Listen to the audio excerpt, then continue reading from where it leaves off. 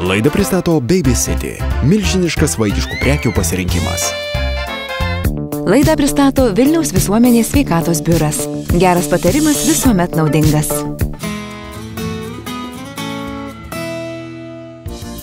Dovanos prieš kalėdas daugeliui tampa tikrų galvos skausmu. Labai norėdami padaryti įspūdį vaikams, kartais galime jiems ir pakenkti. Specialistų komentarai ir patarimai šiuo klausimu. Artėjančios šventės primena ne tik apie džiaugsmingą kalėdinį šurmulį, bet ir apie dovanas, kurių pirkimas gali sukelti netgi galvos skausmą tėveliams. Ką nupirkti vaikui, kaip jį pradžiuginti?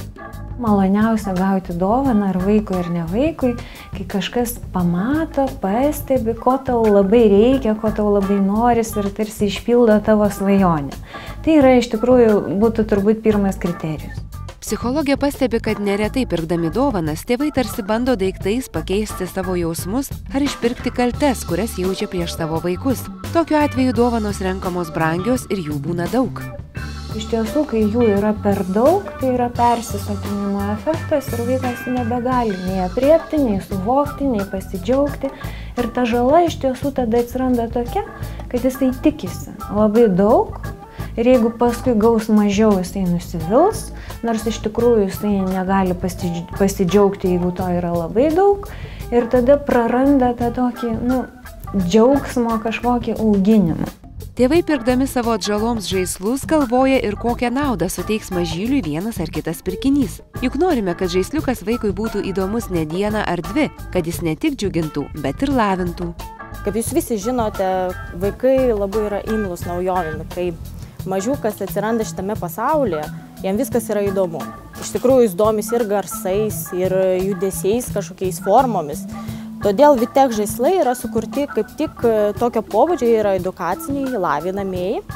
Riedantis Mikės pūkuotuko kamuoliukas skirtas mažiausiems šio animacinio filmuko gerbėjams – nuo 6 mėnesių iki 2 metukų.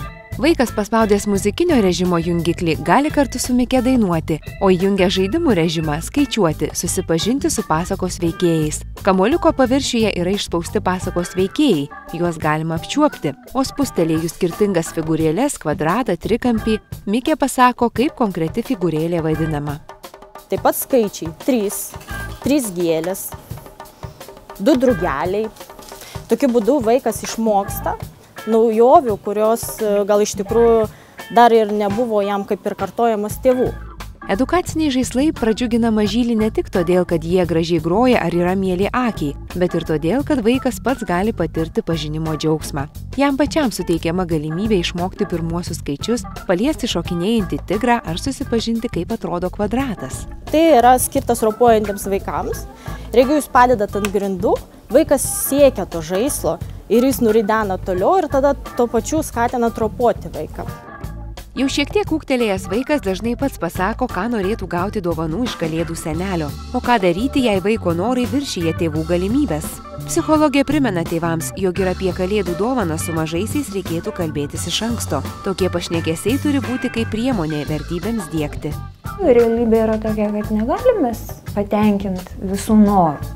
Galbūt taupyti kažkiek galime, prisidėti kažkaip, o gal tu dar kažko nori, ne tik tai kompiuterio. Ir gal tada mažesnį dalyką visai būtų įmanoma išpildyti. Mikės pūkuotuko ir jo draugų pasakos pasaulis domina ne tik visai mažus vaikus, bet ir vyresnius. Tokiems iki 3 metų vaikams skirta interaktyvi knygelė, kurią vartyti ir skaityti labai smagu.